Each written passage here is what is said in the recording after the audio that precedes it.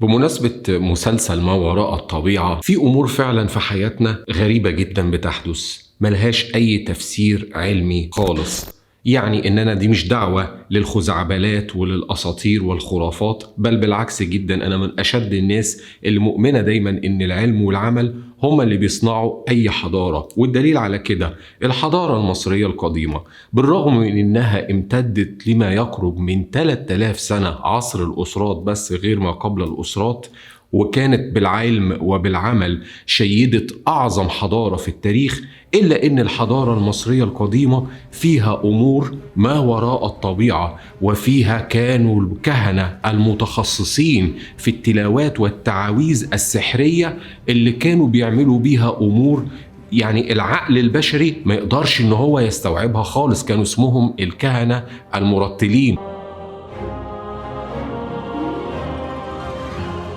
وأبسطها محدش يقدر ينكر قصة الكاهن اللي اكتشف إن زوجته كانت بتخونه، وعمل تمثال لتمساح من الشمع، واستنى لما عشيق زوجته نزل البحر أو النيل يعني، ورمى تمثال الشمع في النهر، وتحول التمثال الشمع إلى تمساح حقيقي، والتهم هذا الشخص والتهم العشيق. في أمور كتيرة في الحضارة المصرية القديمة كانت ما وراء الطبيعة، ومن ضمنها تعاليم تحوت ورحلة البحث عن تعاليم تحوت، والقصة اللي مسجلة ومروية في البرديات اللي بتأيد وبتسجل قصة تقراها تحس انك بتتفرج على خيال علمي، ولكن كانت بيستخدمها وكان متعايشها مجموعة من السحرة الأقوياء للغاية.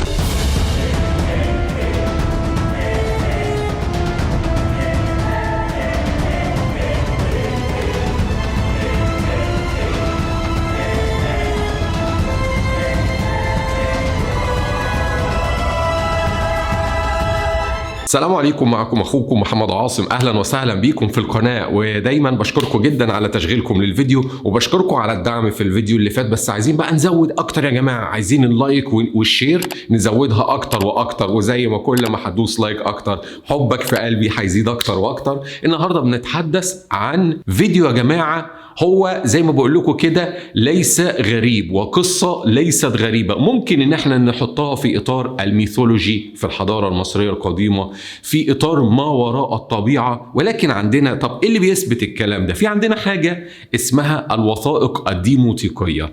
الوثائق الديموتيقية دي كانت اتكتبت في عهد الملك، يعني بداية من بطليموس الثاني، ولكن كانت في بداية بطليموس الثالث. الوثائق دي كانت عبارة عن مجموعة من البرديات كلها بتتكلم عن عقود ملكية أراضي، وثيقة زواج، وثيقة طلاق، حاجات باينة قوي كده كأننا بنتكلم في السجل المدني أو في الشهر العقاري يعني. ولكن بيظهر من ضمن الوثائق الديموتيقية دي وثيقة وبردية كبيرة بتتحدث عن الملك أو الأمير عفوا خاء-ام-وست، اللي هو اسمه خاء-مواس. خاء-مواس ده هو اسمه أصلا خاء-ام-وست بس بتتنطق خاء-مواس. خاء-مواس هو ابن أو أحد أبناء الملك رمسيس الثاني، يعني ده يعتبر أخو الملك مرنبتاح. طبعا رمسيس الثاني ما شاء الله كان عنده ولاد وبنات كتير قوي. خاء-مواس كان معروف إن هو كان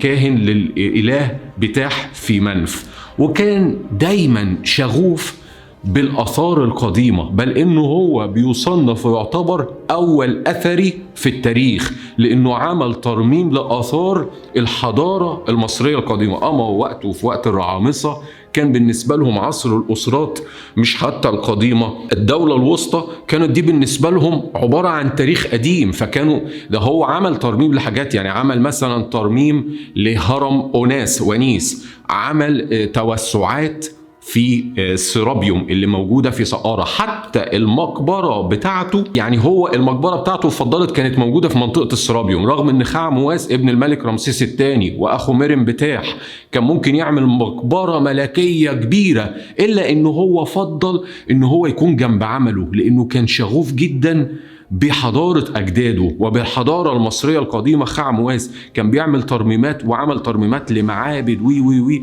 وأعتقد أن أوجست ماريت اكتشف المقبرة بتاعته في سنة 1851 ولقوا التابوت، ولكن كان في أساس ملكي كانت نهب، ولكن كان في قناع مذهب كان موجود عليه. فالمهم في البردية اللي هي من ضمن الوثائق ديت، البردية دي بتتحدث على ان خاموئاس كان شغوف قوي بكل الامور السحرية وبالتلاوات والتعاويذ السحرية القوية جدا. نما الى علمه ان في احدى المقابر فيها الكتاب بتاع تحوت وطلاسم تحوت السحرية والسرية القوية للغاية، اللي مش أي حد حتى في وسط الكهنة المرتلين والسحرة في الحضارة المصرية القديمة يعرف عنها أي حاجة خالص.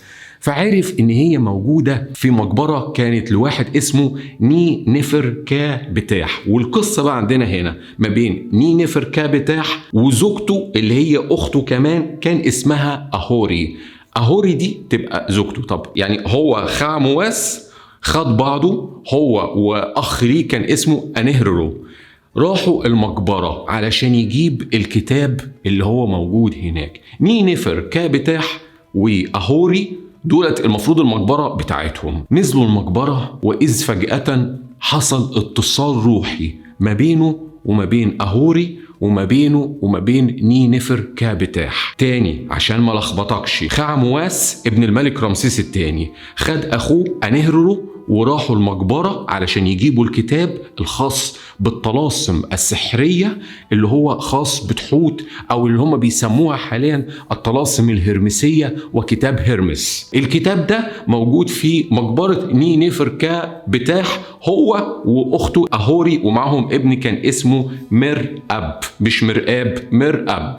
التلاتة المفروض ان دي المقبرة بتاعتهم. نزلوا المقبرة، الكتاب قدامهم بس مش عارفين ياخدوه بسبب الطلاسم السحرية اللي موجودة. حصل اتصال روحي ما بين خاموئاس وما بين ني نفر كابتاح ومراته اللي هي أهوري. أهوري ابتدت تحكي له على القصة، قالت له بلاش تاخد الكتاب ده لأن أنا وجوزي وابني اتعرضنا لمأساة كبيرة. Sole heir to the throne of Egypt.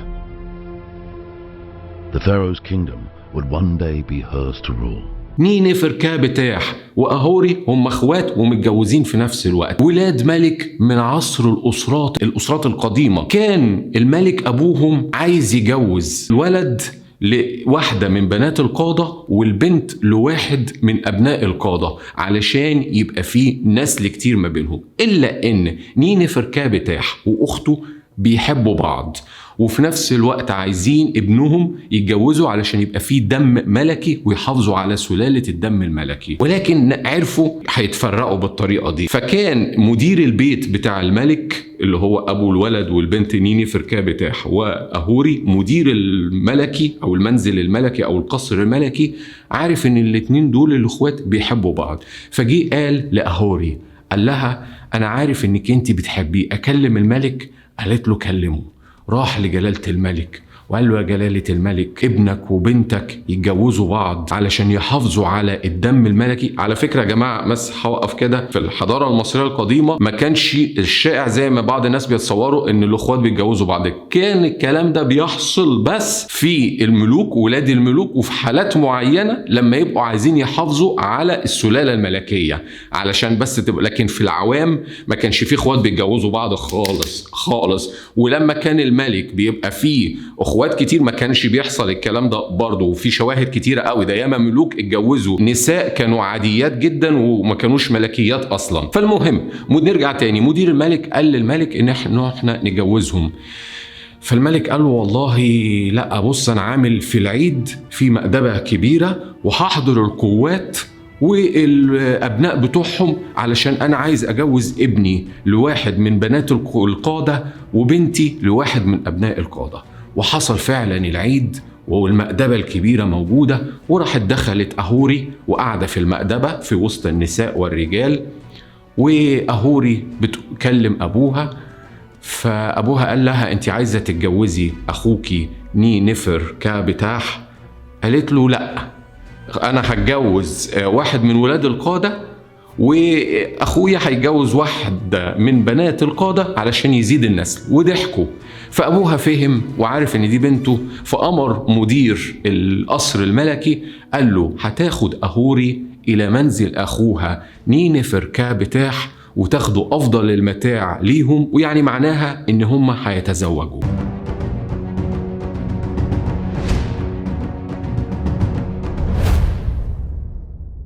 وذهب إلينا الأقارب وهنونا وفرحنا، وحصل ما بيننا التزاوج. وحتى بعد أول شهر ظهر إنها هي حامل، وخلفوا ولد اسمه مر أب. وفرح جدا جدا الملك بهذا الأمر. لحد كده الأمور حلوة وجميلة. ما ننساش إن نينفر كابتاح هو من عصر الأسرات الأولى، وأيضا هو كان شغوف جدا بالكتابات الخاصة السحرية بالإله بتاح.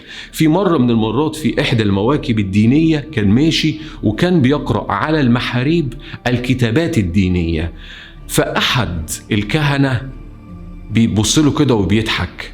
فنينفر كابتاح ده ابن الملك برضه بيقول له انت بتسخر مني وبتضحك عليا؟ قال له لا يا جلالة الامير، ده انا بضحكك، ده انا عايز اضحكك. انا عارف انك انت شغوف بالكتابات، ولكن انا اعرف الكتاب اللي بيخص الاله تحوت والكتابات والطلاسم السحرية.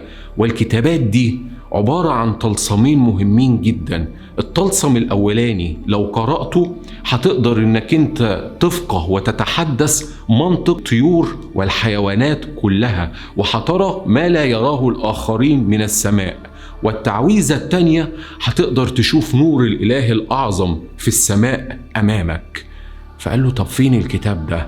قال له علشان أقول لك عليه أنا عايز 100 دبن. الدبن ده يا جماعة هي زي نقدر نقولها كده ايه، مكيال يعني. وكان الدبن ده كان يبقى فيه الدبن النحاسي كان بيبقى 27 جرام، والدبن الفضي كان بيبقى 91 جرام. فقال له انا عايز 100 دبن علشان تبقى مصاريف يعني النعش بتاعه والتابوت بتاعه والاواني الكنوبية والحاجات دي يعني، والتحنيط وهكذا. دي حاجة كبيرة يعني. فأمر الأمير نينفر كابتاح لأحد الخدام إن هو يديله 100 دبن. وخد 100 دبن كده، قال له بص الكتاب ده هتلاقيه موجود في نهر موجود في قفط. قفط دي مرجح ان هو يعتبر مش بحر، ان هو نهر او احد فروع الانهار موجود تحت في الجنوب ناحية طيبة كده. قال له هتاخد الموجود وحدد له المكان بتاعه. قال له هو موجود في صندوق حديد، والصندوق ده جواه صندوق، والصندوق ده جواه صندوق، وهو عبارة عن داخل مجموعة من الصناديق. وفعلا راح الامير نينفر كابتاح إلى والده الملك وقص عليه الحكاية كلها، وقال له أنا عايز استأذنك أخد أحد القوارب بتاعتك المجهزة بكل العتاد بتاعتها واروح على هناك. وخد زوجته اللي هي أهوري. كل ده أهوري هي اللي بتحكي باتصال روحي مع خعمواس. ركبوا المركب وراحوا على منطقة قفط. طبعا كان في انتظارهم كهنة إزيس وانتظار ورحبوا بيهم، وحريم الكهنة رحبوا برضو بالملكة أو الأميرة أهوري. وخد بعضه يعني باختصار. انا بحاول ان انا اختصر لكم المختصر على فكرة، ده انا بختصر المختصر عشان ما حدش يقول لي انت هو خد القارب وعرف ان هو يوصل للمكان وطلع الكتاب، وفعلا قرأ الطلاسم. وفجأة لقى نفسه بيعرف كل الطيور والحيوانات قدامه، بيسمعهم، فاهم هما بيقولوا ايه.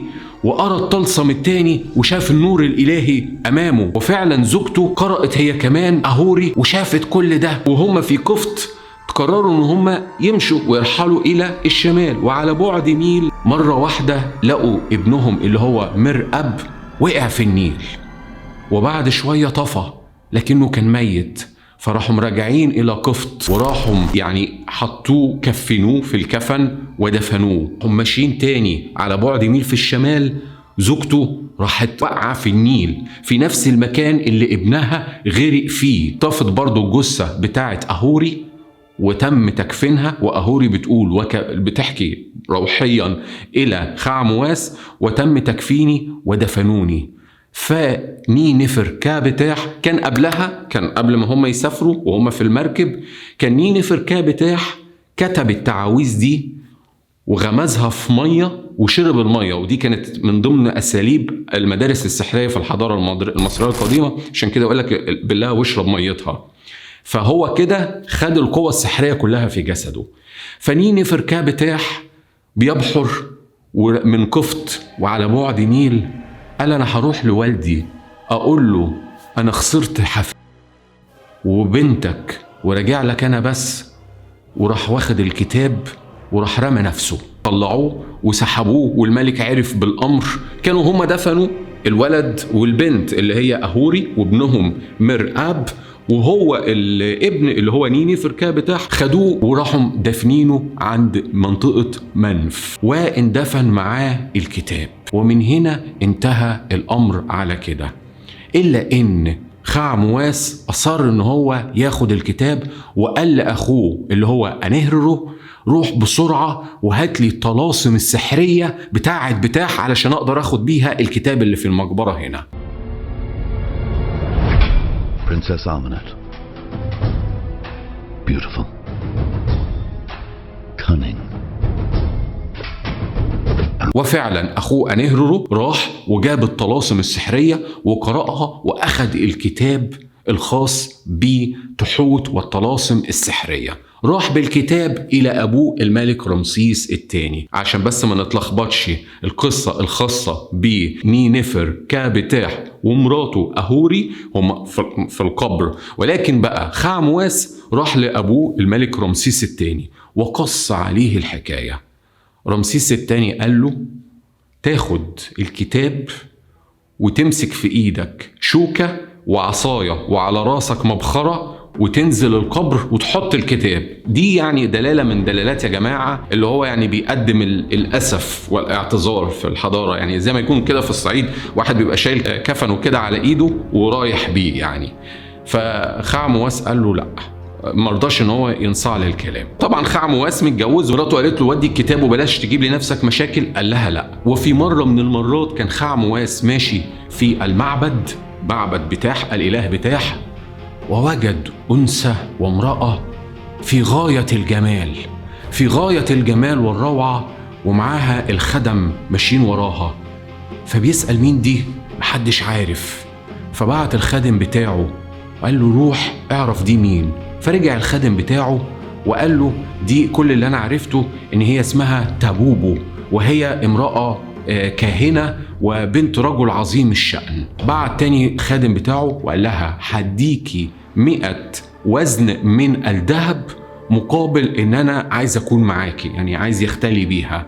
راح راجع تاني الخادم بعد فترة وقالت له انا كاهنة وليا وضعي وبنت ناس اعزاء، وانا مش من اللي في عرض الطريق اللي انت تفتكرني، لو عاوزني تعالى ورايا في البيت وتجوزني. وفضل ماشي وراها ماشي وراها خعمواس ده ابن الملك رمسيس الثاني، ومشي وراها لغاية ما لقى سور كبير ومنزل، ودخل المنزل ده وقابل واحد، وقابل تابوبو مغرم وهيمان بجمالها. قالت له انت جيت علشان تتجوزني، علشان تتجوزني لازم انك انت تكتب وثيقة جواز وتتنازل فيها على املاك كتير ليك. راح وهو مش دريان كتب الوثيقة. قال لها خلاص انا عايز اتجوزك.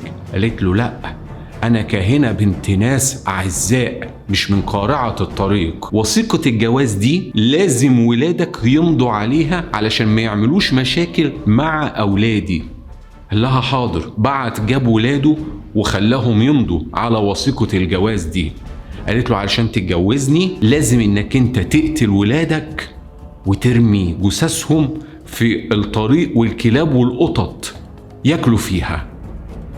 وبدون ما يدري خعمواس قتل ولاده بدم بارد ورمى جثثهم في الطريق وفي الطرقات.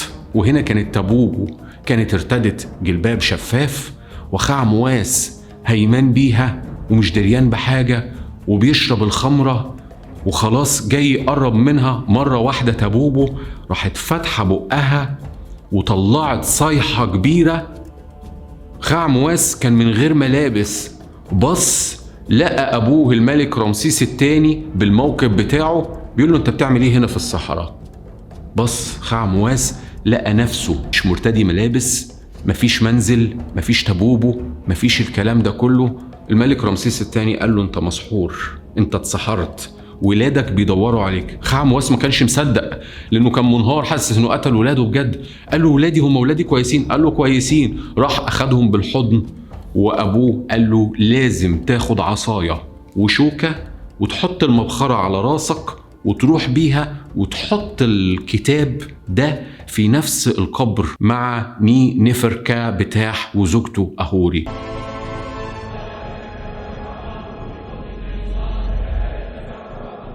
وبالفعل خعمواس أخذ الكتاب ووضعه، ولكن الكتاب أصبح حاليا مختفي، والوثيقة دي مسجلة في البردية، وهذه القصة مسجلة ويعتبر للمرة الثانية خعمواس هو من أكتر، كان رغم أنه كان كاهن وكان عالم جدا وكان من أكثر الناس اللي على علوم الحضارة المصرية القديمة بالنسبة له وعلوم القدماء بالنسبة له، وكان دايما شغوف بكل العلوم السحرية. أتمنى يا رب أن المعلومات البسيطة دي تكون نالت إعجاب حضراتكم، وشكرا جدا جدا على مشاهدة حضراتكم للفيديو. مش هوصيك بقى لو عجبك الفيديو ندوس لايك على الفيديو، لو حضرتك أول مرة تشرفني بالقناة تشرف وتنور بالاشتراك في القناة، واشوفكم على خير. السلام عليكم.